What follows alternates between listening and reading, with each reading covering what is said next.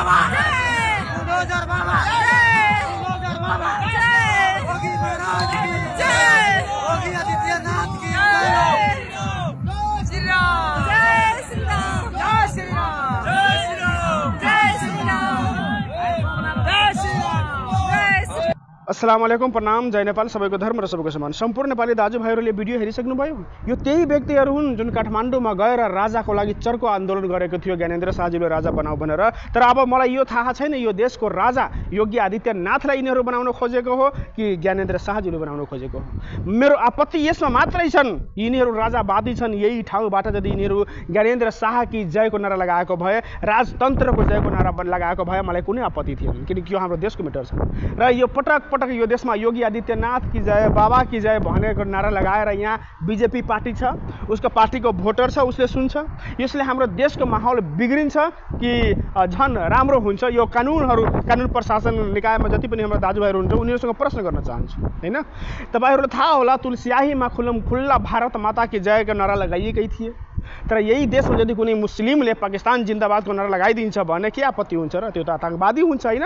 यही देशमा कुनै सदुद्दिन ओवैसी जुन भारतीय नेता छ त्यससँग भेट्दा त्यसको प्रशंसा गर्दा त्यो जिहादी भइहाल्छन्। तर खुल्ला पूर्ण रूपले यो देशमा जुन कानुन मिच्ने, संविधान मिच्ने कार्य भइराखेको छ यो कतिको उचित छ? यो देशमा खुल्ला कानुनको धजिया उडाउने व्यक्तिहरू कुनै बेला कानुनको दुहाई दिन्छ, त्यति बेला त अचम्म लाग्छ मलाई। यो देशमा जति पनि दाजुभाइहरू हुनुहुन्छ, जति पनि समुदायको हुनुहुन्छ, यस्ता खालको क्रियाकलाप कदापि नगर्नुहोस्। आफ्नो देशको बारेमा नारा लगाउनुहोस्, आफ्नो देशको राजा ल्याउनको लागि नारा लगाउनुहोस्, अथवा जेसुकै लगाउनुहोस्। यो देशमा पाकिस्तानको नारा लगाउन पाउँदैनन्, यो देशमा भारतको नारा लगाउन पाउँदैनन्, यो देशमा क्रिस्चियन राष्ट्रको नारा लगाउन पाउँदैन। यो देश नेपाल छ, हामी सबै नेपाली मिलेर नेपालको नारा लगाऊ। र जुन व्यक्ति आफूलाई धार्मिक संस्थाको व्यक्ति जुन देश हितमा कार्य गर्दैछन्, देश हितमा कार्य गर्ने व्यक्तिहरू अरू देशका नेताको प्रशंसा किन गर्नु पर्यो?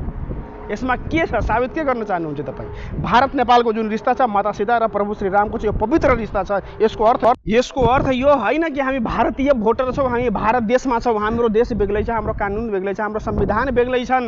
यति कुराको त ख्याल गर न। आफूलाई चाहिँ एउटा राम्रै व्यक्ति, ठुलै व्यक्ति भन्ने व्यक्तिहरू यदि देश विपरीत कार्य गर्छन्, भोलि गएर देश हितको कार्यको लागि बोल्छ भने यो कतिको सुहाउँछ? र म यो देशमा हिन्दू दाजुभाइले पनि प्रणाम गर्छु, मुस्लिमलाई पनि सलाम गर्छु। गलत गर्ने व्यक्तिहरूको विरोध म गरिराखेको छु र गरिरहनेछु म, होइन?